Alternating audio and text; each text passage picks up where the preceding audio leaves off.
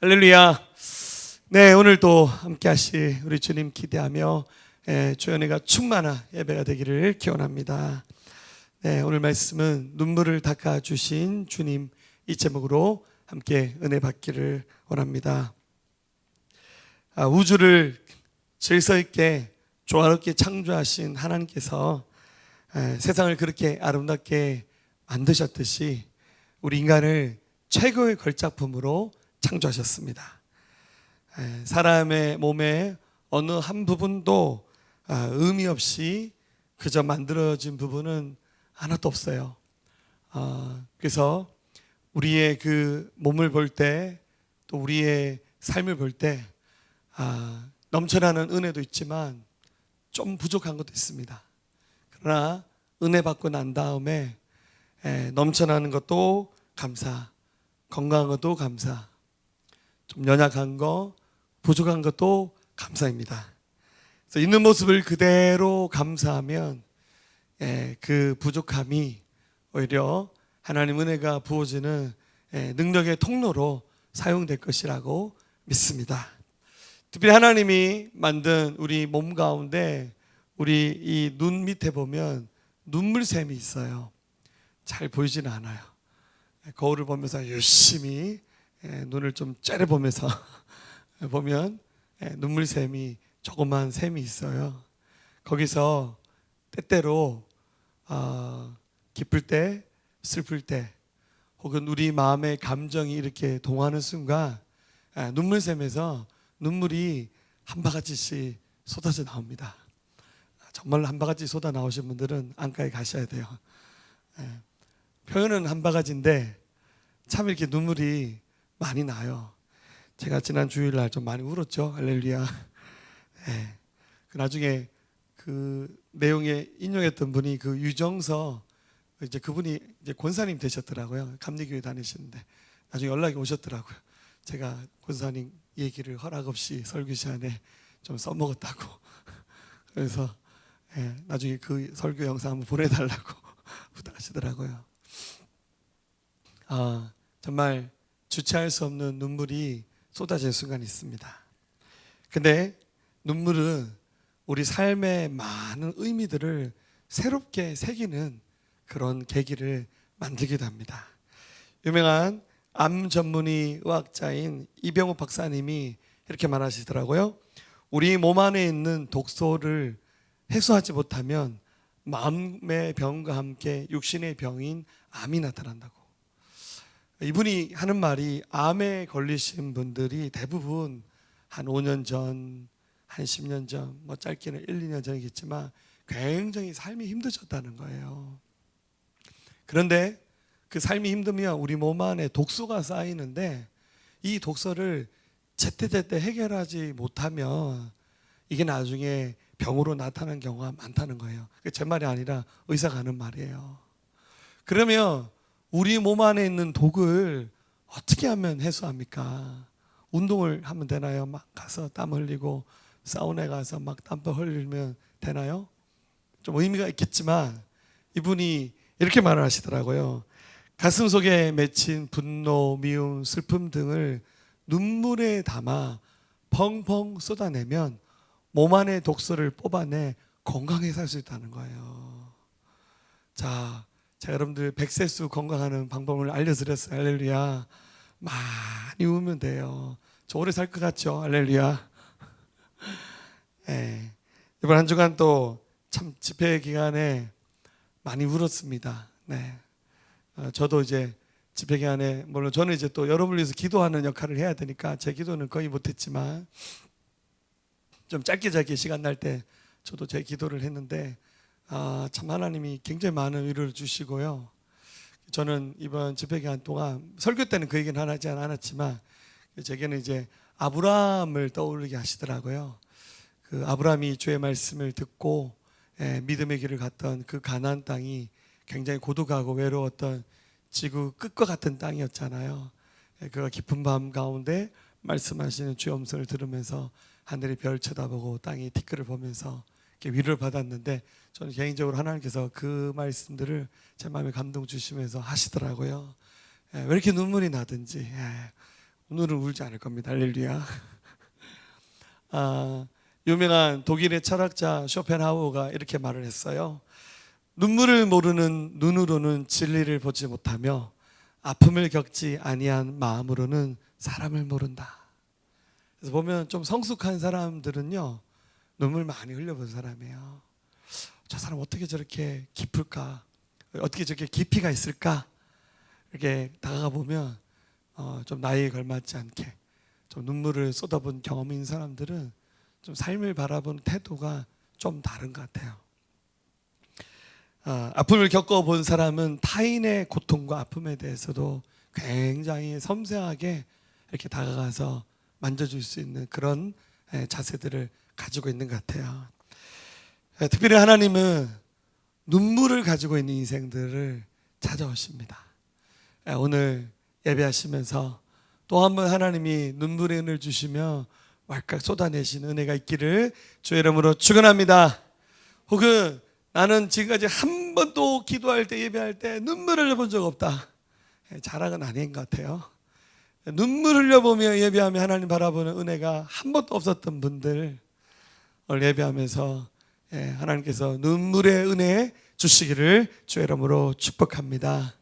오늘 본문 누가복음 7장에는 눈물을 가지고 있었을 때 우리 하나님 만난 한 여인 또 그의 아들 그의 가정의 이야기가 소개되고 있습니다. 성경에 이름은 기록되고 있지 않지만 나인이라고 불려졌던 그 조그만 마을에 살았던 이름이 기록되어 있지 않은 한 미망인과 또 그의 아들에 관한 이야기입니다. 우선 말씀을 이렇게 묵상하면서 성경을 기록했던 이 기록자가 누가인데 누가가 왜 이 사람의 이름을 쓰지 않았을까를 좀 고민해 봤습니다. 그러면 이제 복음서가 마태, 마가, 누가, 요한 네 가지 성경이 있는데 그 기록자들마다 좀 고유한 캐릭터들이 있는데 누가는 원래 의사입니다. 그래서 다른 사람들보다 좀 일 처리를 좀 정확히 하는 사람입니다. 여러분들 의료인들은 일 처리를 정확히 하는 것이 몸에 배어 있어요. 병원 가면 자꾸 묻잖아요. 김창호 씨죠? 몇 년생이시죠? 자꾸 물어봐요. 주사 놓을 때마다 어디 갈 때마다 자꾸 아는 거 왜 자꾸 물어보냐고. 이름 여기 적혀 있는데 굳이 또 물어봐요. 왜냐하면 정확하게 해야 되거든요. 엉뚱한 사람이 주사 잘못 나와서 큰일 나잖아요. 그러니까 정확히 해야 돼요. 주사 하나 뭐 진짜 하나를 정확히 해야 사고 일어나지 않잖아요. 누가는 굉장히 정확한 사람이기 때문에 이 누가복음에는 사람들의 병명 이름도 웬만하면 기록을 하려고 했고 사람의 이름도 웬만하면 누가가 찾아서 적었어요. 근데 오늘 이 본문에 나온 주인공 이름은 굳이 적지 않았어요. 찾아보면 이름을 밝히지 않을 이유도 없는데 이름을 모를 리가 없는데 누가가 이름을 밝히지 않았어요. 왜일까요? 아마 이 여인이 갖고 있었던 이 아픔의 이야기는 어쩌면 인류의 역사 가운데 무수히 반복되었던 흔한 이야기이기 때문에 이름을 쓰지 않았을 것이라고 생각이 듭니다. 오해하지 마시고 그녀의 아픔과 어려움이 대수롭지 않다라는 의미가 아니라 이 땅에 태어났던 인생 가운데 이와 비슷한 아픔을 겪었던 사람들이 너무 많았다는 거예요. 그래서 굳이 이름을 쓰지 않은 무명의 한 여인의 이야기로 기록하고 있는 겁니다. 마찬가지입니다.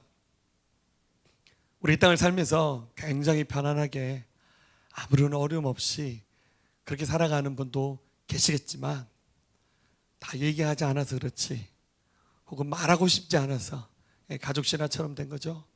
우리도 속에 남아있는 눈물 흘릴 수밖에 없는 그런 가슴 아픈 사연들이 여러분들에게 다 있으실 거예요. 근데 그게 중요한 건 현재 진행으로 지금도 있다는 거. 네. 이것은 바로 울고 있는 우리의 인생 이야기입니다. 그러나 하나님이 이 여인을 만나 주셨던 것처럼 울고 있는 여러분들을 오늘 주께서 만나 주시기를 주의 이름으로 다시 한번 축원합니다. 그녀가 살았던 곳은 나인이라고 하는 작은 도시인데요. 이스라엘 지도를 살펴보면 북쪽에 갈릴리 호수가 있는데 예수님이 성장했던 곳이 갈릴리 지방의 나사렛이었는데 그 나사렛에서 아래쪽으로 16km 정도 내려오면 다볼산 바로 아래 다 보이는 산이 다볼산입니다. 할렐루야. 엘리야를 이렇게 그 환상을 봤던 베드로가 경험했던 산이 바로 다볼산인데요. 그 아래에 나인이라고 하는 굉장히 작은 도시가 있는데 이 여인은 이 나인성에 살고 있었어요. 여기 보니까 남편이 없다는 얘기가 나오는데 정황상 이혼한 것 같지는 않고 남편이 먼저 세상을 떠난 분인 것 같아요. 뭐 그때만 하더라도 전쟁도 많고 전염병도 많고 인간의 의학으로 정복하지 못하는 중한 질병들이 많았잖아요. 그래서 남편이 세상을 먼저 떠났어요. 그런데 아들이 하나 있었어요. 외동 아들. 근데 이 아들이 어떤 이유인지 모르겠지만 병에 걸려서 죽은 거예요. 오늘 말씀은 그 아들의 장례식을 치르는 유대인들도 우리처럼 3일장을 치르는데 3일장을 치르면서 그 아이의 시신을 운구하면서 장지로 옮겨가고 있는 그 마을 입구에서 예수님이 그녀를 만난 거예요. 여러분 어떤 상황인지 짐작이 되시죠? 정말 이루 말로 표현할 수 없는 그런 순간입니다. 저도 목회하면서 제일 하기 싫은 것 중에 하나가 젊은 사람 장례식 설교하는 거는 진짜 못하겠대요. 연세 드신 분의 장례를 호상이라 말하는데 그것도 좀 죄송한 표현이죠. 호상이 어디 있어요? 사람이 돌아가시면 다 슬픈 거잖아요.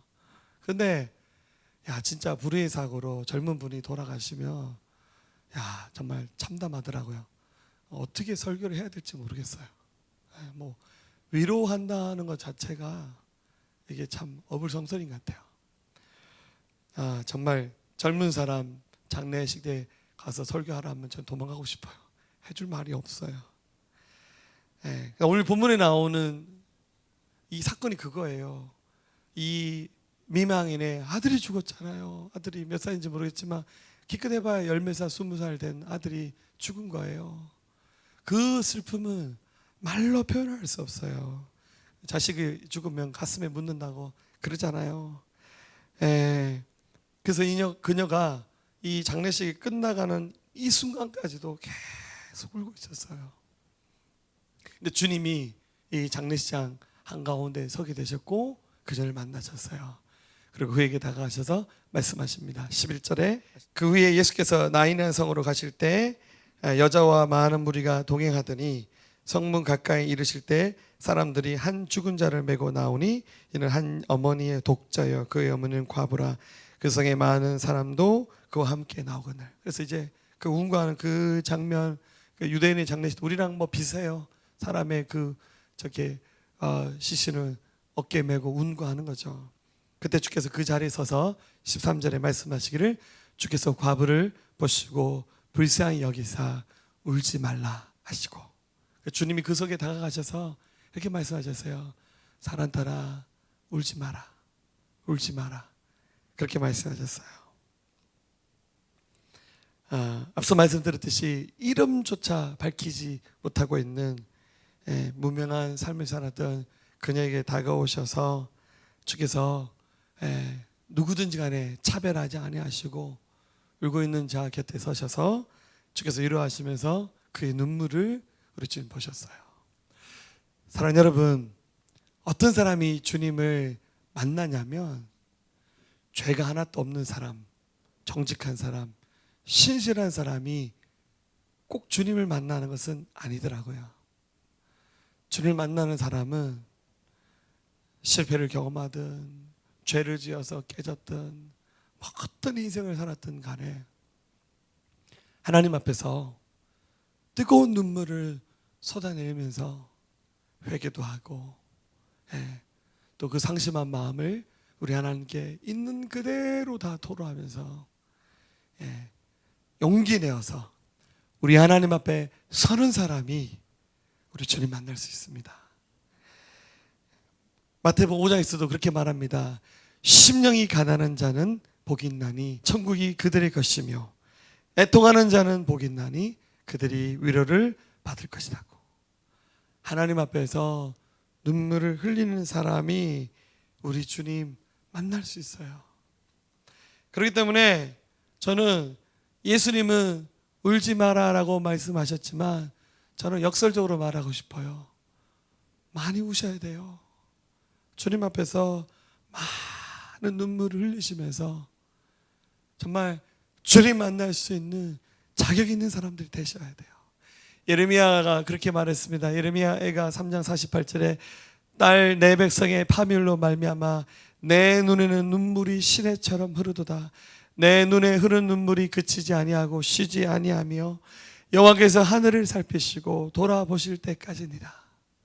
이스라엘이 패망당하고 심판당하는 자기 고국이 그 바벨론에게 멸망당하는 장면을 예레미야 보면서요, 하나님 내 눈에 눈물이 시내처럼 멈추지 않습니다.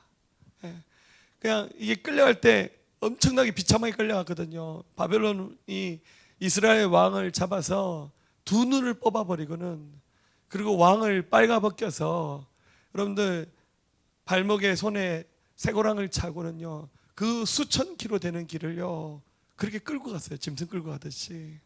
한 나라 왕이었는데 얼마나 수치스럽고 부끄럽습니까? 이스라엘 백성들 그 바벨론에게 유린당하고 종으로 끌려가는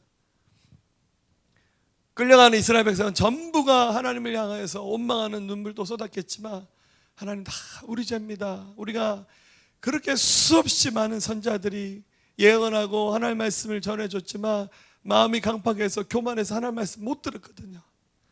예레미야가 그 장면을 보면서 또 예레미야는 또 안 잡혀갔어요. 바벨론이 또 예레미야를 예우합니다. 그가 선지자인 줄 알았어요. 그런데 본인이 안 잡혀갔지만 마음 편할 리가 없잖아요. 하나님 내 눈에서 시냇물처럼 눈물이 쏟아집니다. 하나님께서 이들을 살피시고 돌보실 때까지 제가 눈물을 멈출 수 없어요. 이렇게 기도하면서 하나님께 몸부림쳤습니다. 여러분, 히스기야는 중환병을 내서 왕이 일어나지 못하고 죽을 겁니다 라는 예언의 말씀을 받았을 때 그거 어떻게 합니까? 벽을 쳐다보고 하나님께, 하나님 살려주세요, 하나님 은혜를 베풀어 주세요 라고 간구했을 때 그에게 예언의 말을 줬던 이사야가 가던 길을 돌아와서 하나님께서 당신의 눈물과 기도를 들으셨어요. 왕의 생명을 15년 연장시켜 줄 겁니다. 특별한 하나님의 은혜를 경험했어요. 뭐 했습니까? 하나님 앞에 있는 모습 그대로 눈물을 쏟아내면서 정직하게 하나님께 나갔더니 이것이 기적을 만드는 통로가 된 겁니다. 할렐루야. 이것을 알았던 다윗은 그렇게 고백합니다. 시편에서 나의 눈물을 주의 병에 담으소서. 자기가 하나님 앞에 기도할 때 나의 눈물을 병에 담아달라고, 밤마다 눈물로 내 침상을 띄우며 내 요를 적시나이다. 아마 다윗은 이게 은유적인 표현인지 실제로 천사가 그렇게 하는지는 모르겠지만 저는 천사가 그렇게 하는 것 같아요. 근동 지방에 가면 저런 눈물을 담는 병이 이렇게 유물로 출토되기도 한답니다. 천사가 나타나서 여러분 눈물 흘릴 때마다 눈물을 다 담아가고 있어요. 얼마나 눈물을 많이 흘리고 있는지를 보는 거죠. 사랑하는 여러분들, 하나님 정말 더 깊이 경험하기 원하신다면 눈물이 멈추지 않도록 주님 이제 그만 울어라 라고 위로해 주실 때까지 눈물 많이 쏟아내십시오. 울어야만이 우리 주님 만날 수 있는 자격이 있습니다. 오늘 우리 눈물을 닦아주기에 다가오신 주님을 만나시는 여러분 되시기를 주의 이름으로 축원합니다. 그녀가 만난 주님은 위로자였습니다. 이 나인성 과부였던 이 여인은 위로자 되신 예수님을 크게 만납니다. 여러분, 이만한 상실감을 경험하고 있는 사람을 무엇으로 위로해 줄 수 있나요? 정말 어렵습니다. 이런 어려운 위치에 있는 사람을 함부로 이렇게 막 이렇게 값싼 위로로 해준다는 것이 굉장히 조심스러워요. 그런데 예수님은 그녀에게 다가오셔서 그저 딱 한마디 말씀하셨는데 울지 말라고 하셨어요. 근데 이 말이 굉장히 울리는 말이 되어서 그녀의 삶을 이렇게 흔들어 놨어요. 여러분, 이 유대인들과 우리나라 좀 장례 문화가 좀 비슷한데 곡하는 문화가 있어요. 우리나라 장례식장 가면 그러잖아요. 아이고 아이고. 어떤 보면 눈물은 한 방울도 없이 그냥 아이고 아이고 그래서 이렇게 좀 쳐다보기도 합니다. 예, 너무 또 장례식장에 울음이 없으면 민망하니까 우리가 좀 그런 문화를 만든 것 같아요. 아마 이 유대인의 장례 문화도 좀 그런 비슷한 게 있었던 것 같아요. 근데 여러분 이 여인은 진짜 울었어요. 뼈에 사무칠 눈물이 쏟아지기 시작했습니다. 예, 사실 우리가 화려한 멘트로 어떻게 사람의 눈물을 뚝 그치게 하는 그런 위로할 수 있겠어요? 우리가 위로한다 해서 눈물을 마르게 하는 능력이 우리에게 없잖아요. 다만 울고 있는 사람에게 다가가서 그 눈물을 닦을 수 있는 손수건 정도는 줄 수 있어야 되지 않겠어요? 예. 사랑하는 여러분, 울고 있는 사람들을 외면하지 마시고 다가가서, 물론 성경에 펼쳐놓고 요한복음 3장 12절 얘기하면서 네 예수 믿어야 된대, 네 안 믿어서 네 지금 저주받아서 깨지고 있는 거야, 이렇게 얘기하시면 여러분들 대든 전도도 안 돼요. 그것도 다 순서가 있고 절차가 있는 거잖아요. 울고 있는 사람들 눈물을 닦아주세요. 예수님처럼 그렇게 하셔야 됩니다. 우리 5월 29일 날 전도축제 때 간증하시기 위해서 우리 한동대 사회복지 가르치고 있는 이지선 교수님을 저희가 이렇게 섭외를 했어요. 작년 수련회 때 제가 한번 강사로 초대했는데 양모 생각보다 바쁘더라고요. 주일날에 간증도 많고 해서 안 된다고 하다가 이번에 저희가 섭외를 했어요. 근데 이제 저희가 코로나 때문에 여기서 못하니까, 왜냐면 세진에 너무 많이 올 거라 가지고. 할렐루야. 예, 여기 우리만 앉아도 꽉 차는데 세진자 100명 오면 곤란하잖아요. 예, 제가 그래서 29일 날 온라인으로 우리 유튜브와 줌을 통해서 이렇게 전도 축제를 하고, 조금 이렇게 영상으로 접속이 어려운 분들만 이렇게 본당에 좀 초대해서 하고, 주일날에 그날에 이제 그분들 초대해서, 여러분들은 다 세신자 너무 많이 올기 때문에 여러분들은 다 1층에서 3층에서 예배 드리게 될 겁니다. 할렐루야. 본당에 세신자들과 예배팀만 남고, 할렐루야. 근데 우리 이지선 우리 자매 이렇게 초대해서 간증한데, 그날 시간이 안 된다 그래서 제가 어차피 영상으로 하니까 이번 주간에 미리 와서 녹화를 했어요. 그래서 제가 미리 강단의 배너를 이렇게 미리 한 이유가, 이번 주간에 이지선 우리 자매님 와서 같이 간증을 이렇게 TV에 나온 힐링 캠프 스타일로 그렇게 녹화를 떴어요. 할렐루야. 제가 물었죠. 언제 사고 났냐 물으니까 2000년도에 사고가 났대요. 그러니까 사고 난 지 20년이 넘었어요. 그 자기 오빠랑 차를 타고 가다가 뺑소니 차가 와서 음주운전인데 부딪히면서 의식을 잃었는데 자기 온몸에 불이 붙어서 전신 55도 한상을 입은 거예요. 근데 의식을 잃은 상태에서 자기 오빠가 그 불 속에 뛰어들어서 자기를 건져서 살려낸 거예요. 근데 깨보니까 온몸에 화상을 입은 거예요. 그러면서 수술을 수십 번 하면서 재활하는 과정을 통해서 회복된 삶을 살고 있어요. 근데 제가 이제 어떤 생각을 가졌냐면, 간증 참 많이 했겠다. TV에도 뭐 유튜브 들어가니까 우리 이지선 자매 간증이 많이 올라 있어요. 그래서 저렇게 간증을 많이 하면 좀 감격이 없지 않을까, 좀 이런 걱정이 좀 들더라고요. 왜냐면 너무 많이 하니까. 여러분들도 제가 똑같은 간증 두세 번 하면 인상 쓰지 않아? 할렐루야. 우선 또 똑같은 얘기 하네. 그래도 제가 여기 앉습니다. 할렐루야. 제가 이 자매가 간증 수천 번 했겠다, 그래서 좀 너무 좀 드라이하게 간증하면 어떨까 좀 걱정했어요, 사실은. 그래서 저희가 이렇게 와서 간증을 자매를 통해서 듣는데 많이 울더라고요. 한편으로는 참 신기하다라는 생각도 들고, 한편으로는 참 우리 자매가 정말 신실하구나, 그리고 하나님 은혜를 잊지 않고 살고 있구나, 참 하나님께서 이 딸을 정말 크게 위로해 주셨구나, 그 생각이 들었어요. 이제 화상을 입으니까 피부 조직이 되게 정상적이지는 않잖아요. 눈물이 쏟아지는데 막 그냥 막 흘러내리더라고요. 제가 그때 손수건을 안 들고 와가지고 손수건을 좀 이렇게 닦아주면 좋을 뻔했는데, 딴 사람 같으면 자기의 그 부끄러움을 감추고 싶잖아요. 그리고 여기 어디 무슨 팔뚝에 화상 하나만 있어도 창피해서 여름에 짧은 팔 못 입고 막 그러잖아, 우리가. 안 그래요? 여기 어디 문신 있는 분은 없죠? 할렐루야. 어디 상처가 있고 하면 우리가 좀 감추고 싶잖아요. 가능한 사람들이 몰라줬으면 좋겠고 안 물어줬으면 좋겠고 아는 척 안 했으면 좋겠잖아요. 그런데 하나님의 위로를 받은 사람들은요, 부끄러운 거지만 그 부끄러운 거 다 얘기할 수 있어요. 내가 부로 깨지고 아팠지만 하나님 나를 만나주시고 위로해 주시면서 내가 회복을 경험했어요. 전 세계 다 돌아다니면서 우리 자매님 간증하면서 그 가운데서 이루하신 하나님 고백하잖아요.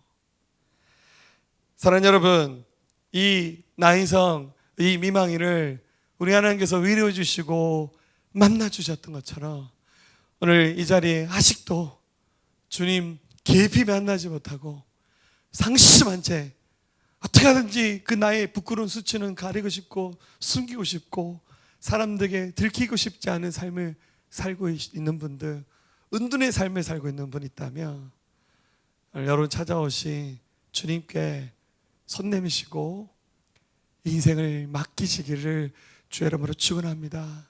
그리고 우리 주변에 그런 사람 너무너무 많아요. 가서 그대로 손 잡아주시고 눈물 닦아주시는 위로자 역할을 하시기를 주의 이름으로 축복합니다. 마지막으로 이 여인이 만난 주님은 능력자 예수님이셨어요. 주님이 이 장례 행렬을 보시면서 좀 안타깝게 여기시면서 예수님이 갑자기 그 운구하는 그 아들의 시신을 담고 가는 그 사람들을 멈춰 세우셨어요. 14절에 가까이 가서 그 관에 손을 대시니 맨자들이 서는지라. 예수께서 이르시되 청년아 내가 내게 말하노니 일어나라 명령하셨어요. 그랬더니 죽은 지 3일이 되어서 죽었던 그 아들이 그 자리에서 살아나는 기적을 경험했어요. 할렐루야. 여러분, 예수님은 죽은 자도 살리실 수 있는 능력의 하나님이세요. 그러나 여러분들, 예수님이 공생의 기간 동안 죽은 사람을 살리는 이적은 그렇게 많이 행하지 않으셨어요. 이것은 사람들이 감당할 수 없는 엄청난 기적이잖아요. 예수님이 병든 자를 고치신 기적은 굉장히 많이 행하셨어요. 그런데 복음서를 읽어보면 죽은 자를 살리신 기적은 사실 몇 번 행하지 않으셨어요. 그만큼 이것은 인간의 모든 이성과 생각을 뛰어넘는 엄청난 기적이에요. 그러나 오해는 하지 마세요. 그렇다고 해서 이런 기적이 오늘날 보편적으로 늘 일어나지는 않아요. 그럼 이런 능력이 있으면 제가 여기 아닌다니까요. 제가 모든 병원 쫓아다니면서 제가 기도해서 막 죽은 자를 살리는 일을 행해야 되지 않겠어요? 그러나 오늘 이 순간 이 여인에게는 이와 같은 하나님의 은혜가 부어졌습니다. 할렐루야. 여러분, 히브리서 9장 22절 사람이 한 번 죽는 것은 사람에게 정해진 것이요 그 후에는 심판이 있다. 그렇게 말씀하셨어요. 사람이 생명의 연한이 차면 죽는 것은 이치입니다. 그런데 주님이 이 여인의 아들을 살리셔서 15절 말씀 다시 보면 죽었던 자가 일어나 앉고 말도 하거늘 예수께서 그를 어머니에게 주셨다고. 이 아들을 우리 하나님이 살려놓으셨어요. 여러분, 마찬가지입니다. 우리가 가지고 있는 문제들, 뭐 질병이든 또 몸의 질병이든 우리 마음에 있는 우리 정서의 장애이든 무엇이든지 간에 그 문제들을 있는 그대로 하나님 앞에 가지고 나오면 주님이 허락하신다면 기적이 나타날 수 있습니다. 할렐루야. 우리 이것을 믿어야 됩니다. 우리 주님은 능력의 주님이세요. 주님께 나오면 주께서 역사하시고 기적을 베푸심을 믿으시기를 주의 이름으로 축원합니다. 그래서 그들이 고백합니다. 16절 모든 사람이 두려워하며 하나님께 영광을 돌려 이르되 큰 선지자가 우리 가운데 일어나셨다고 또 하나님께서 자기 백성을 돌보셨다 하더라. 예수께 대한 이 소문이 온 유대와 사방에 두루 터지니라. 하나님은 굉장한 섭리 아래 이 아들을 살려내시면서 더 많은 사람들이 예수님께 돌아오는 기적이 일어난 거예요. 여러분, 우리가 가지고 있는 그 고난, 어려움, 이것을 통해서 우리 하나님이 무엇을 계획하시고 무엇을 준비하는지 우리는 다 몰라요. 그게 지금 당장 이루어지지 않고 지금 당장 이해 불가일 수도 있어요. 그러나 낙심하지 마시고 때를 기다리면서 우리 하나님 앞에 서게 되면 혹시 우리 인생에도 이와 같은 하나님의 은혜의 때가 임할지 누가 합니까? 포기하지 않고 절망하지 않고 능력자 되신 예수님 만나시는 여러분 되시기를 주의 이름으로 축원합니다. 제가 어떤 분의 간증을 읽었는데요, 조신영이라는 목사님의 간증인데, 이분이 신학교를 다닐 때 굉장히 은혜가 넘쳐나서 시간 날 때마다 전도하러 다녔대요. 막 이 집 저 집 전도지 들고 와서 예수 믿읍시다, 예수 믿읍시다. 어느 집 앞에 가서 전도를 하게 되었습니다. 대문이 잠겨 있는데 먼저 기도를 했습니다. 하나님, 저는 이 집에 어떤 분이 사는지 모릅니다. 그러나 하나님께서 이 가정을 축복해 주세요. 이렇게 기도했대요. 근데 갑자기 하나님께서 마음에 큰 감동이 일어나서 하나님 음성이 들리더래요. 이 집에 들어가면 이 집에 3가지 문제가 있는데 네가 무조건 그 문제 해결된다 말하라고. 깜짝 놀랐대요. 3가지 문제가 뭔지 모르는데 주님이 한다는 거예요. 근데 겁도 좀 나죠. 띵동띵동 하니까 누구세요 하니까 하나님 보내서 왔습니다. 헐, 그 문 열어주더래요. 그래 들어가가지고 딱 앉아서 예배를 드리려고 하는데, 혹시 집에 어려운 문제 있으신가요? 물었더니 인상이 안 좋아요. 얼마 전에 남편이 운전하다가 횡단보도 건넌 사람을 치웠는데 죽어버렸어요.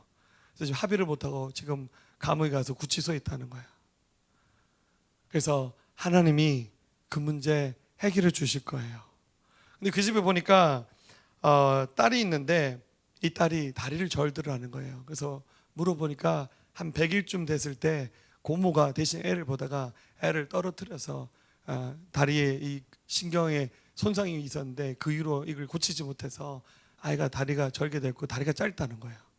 이분이 갑자기 굉장히 믿음이 와서 아이 데려오시라고 기도를 했대요. 기도한 순간 그 짧은 다리가 길어지면서 아이가 걸어버렸대요. 할렐루야. 그래서 이제 용기가 나서 어려운 일 하나 더 있는가요? 물어봤대요. 그랬더니 아들이 하나 더 있는데 아들이 뇌병변을 가지고 있다는 거예요. 그 아이가 곧 오더래요. 하나님 분명히 이 3가지 문제 해결한다고 약속하셨기 때문에 믿음으로 기도해버렸는데 그 자리에서 그 아이가 나와버렸답니다. 할렐루야.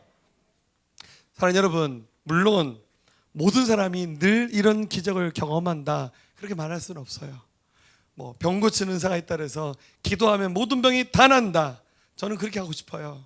근데 그것은 우리 하나님이 허락하셔야만 되는 거예요. 그 순간 그를 향해서 그 상황과 그의 삶을 통해서 이루기 위한 어떤 하나님의 특별한 섭리에서 이루어지는 거예요. 혹시 주님이 안 고쳐주셔도 괜찮아요. 그것을 통해서도 우리 하나님이 영광 받으시기 때문이에요. 다만 문제가 있는데, 어려움이 있는데 하나님 앞에 서지 못하고 하나님 만나지 못하고 늘 마음의 불안함과 우울함과 주체할 수 없는 슬픔으로 인해서 하나님 인생이 이게 뭐예요? 죽고 싶어요. 늘 좌절 속에 살아가는 거, 그것은 절대 주님의 뜻이 아니라는 거예요. 사랑하는 여러분, 우리 하나님 앞에 서십시오. 기도가 안 나오면 눈물만 쏟아도 괜찮아요. 하나님 은혜 더해 주세요. 하나님 역사해 주세요. 하나님 나를 위로해 주세요. 제가 능력이 주님 만나고 싶어요. 이것이 그가 하나님 앞에 제대로 삶이 회복될 수 있는 축복의 첫걸음이라는 사실을 기억하시기를 주의 이름으로 축복합니다. 유명한 코리 텐붐 여사님이 그렇게 말을 했습니다. 기차가 터널 속으로 들어갔다고 당신은 기차표를 찍거나 기차에서 뛰어내리지는 않을 것입니다. 눈앞이 보이지 않아 캄캄할지라도 기관사를 믿고 기다리는 것이 최선의 방법입니다. 그리고 또 한 가지, 하나님의 사랑이 미치지 못할 만큼의 깊은 수렁은 없습니다. 우리 이지선 우리 자매님 그러시더라고요. 자기가 걸어가는 길이 동굴을 파는 건 줄 알았대요. 근데 나중에 보니까 동굴이 아니라 터널이더라고. 끝이 있더라고. 사랑하는 여러분, 우리가 가장 못하는 것이 뭡니까? 어쩌면 하나님 앞에서 눈물로 기도하는 일을 우리가 가장 인색하게 못하는 것이 아닌가 하는 생각이 듭니다. 우리 주님은 여러분 만나고 싶어 하세요. 주님은 준비가 다 되셨어요. 우리가 준비가 안 된 거예요. 주님 여러분 만나고 싶어 하세요. 위로도 해주고 싶고 당신의 능력을 베풀어 주고 싶어요. 근데 우리가 다른 데는 다 에너지가 있고 다른 데는 다 힘을 쏟을 수 있는데 왜 하나님 앞에는 힘을 못 썼는지 모르겠어요. 다른 데는 가서 손 들고 도와주세요 말 잘하는데 왜 하나님 앞에는 도와달라는 말을 못하는지 모르겠어요. 여러분, 우리 하나님 능력의 하나님이세요. 그 주님 우리 만나고 싶어 하세요. 우리 인생 가운데 개입하셔서 당신의 능력을 보이고 싶어 하세요. 오늘 이 자리가 살아계신 주님을 인격적으로 만나는 자리가 되기 원합니다. 하나님의 음성을 듣는 우리 삶 가운데 개입하시고 역사하시는 우리 하나님을 볼 수 있는 자리가 되어질 수 있기를 진실로 주님의 이름으로 축원합니다. 예수 나의 조치료자, 예수 나의 조치료자, 그의 눈이 머무는 곳은 나의 슬픔과 고통, 고개 들어 그의 눈을 볼 때에 난 알았네. 예수 나의 좋은 치료자, 예수 나의 좋은 치료자, 예수 나의 좋은 치료자, 그의 손길이 닿는 곳에 나의 상처와 아픔 영원히 흐를 것 같았던 눈물 다 멎었네. 예수 나의 치료자,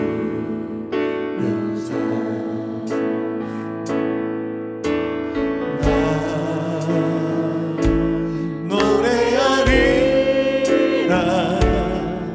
전한 나를 돌아보신 그 새 주를 찬양해. 하늘 닿는 곳까지 내 손을 이라. 예수 나의 치료자. 우리 다시 고백하겠습니다. 예수 나의 치료자, 그의 눈이 머무는 곳에, 그의 눈이 머무는 곳에 나의 슬픔과 고통, 고개 들어 그의 눈을 볼 때에 난 알았네. 예수 나의 좋은 치료자. 자, 우리 손들 고백하겠습니다. 예수 나의 좋은 치료자, 예수 나의 좋은 치료자, 그의 손길이 닿는 곳에 나의 상처와 아픔 영원히 흐를 것 같았던 눈물 다 멎었네. 예수 나의 치료자. 아멘. 난 노래하리라.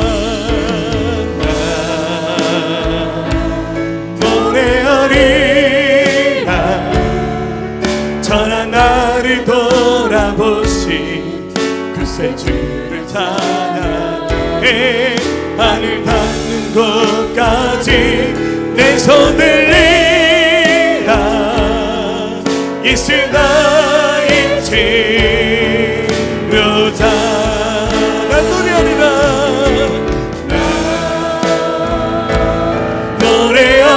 노래하리라. 전한 나를 돌아보신 그 새 주를 찬양해. 하늘 닿는 곳까지 내 손을 이라. 예수 나의 치료자, 예수 나의 치료자, 예수 나의 치료자, 예수 나의 치료자. 우리 한번 가슴에 손을 얹겠습니다. 하나님 감사합니다.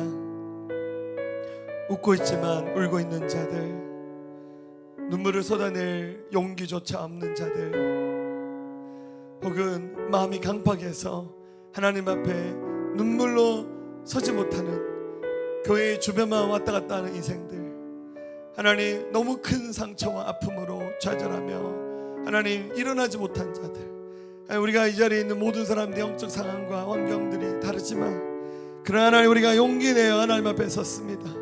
주님, 이 시간에 이 자리에 모든 사람들을 주님 만나 주십시오. 눈물이 변하여 기쁨으로 변화되게 하여 주시옵소서. 저주의 권세가 끊어지게 하시고 하나님 복되게 하신 인생으로 변화되게 도와 주시옵소서. 하나님 연약함을 여기지 않고 고난을 보지 않고 하나님의 섭리와 하나님 인도하심 안에서 일어나서 승리하는 하나님의 사람들 되게 도와 주시옵소서. 그러나 주의 뜻이라면 이 연약함 고치시고 기적을 베풀어 주시옵소서. 예수 그리스도의 명령합니다. 상한 마음들, 육체의 질병들 예수 그리스도의 명령한다. 치유될지어다. 예수 그리스도의 명령한다. 모든 상한 질병들, 병남은 예수 그리스도의 명령한다. 치료될지어다. 회복될지어다. 질병을 주는 더러운 영들은 추방될지어다. 여러분들 성령의 은혜와 능력으로 충만케 하셔서 주의 기쁨 하나님 은혜 안에 살 수 있는 우리 모두의 삶이 되게 도와 주옵소서. 감사합니다. 예수님의 존귀하신 이름으로 기도합니다. 아멘. 할렐루야.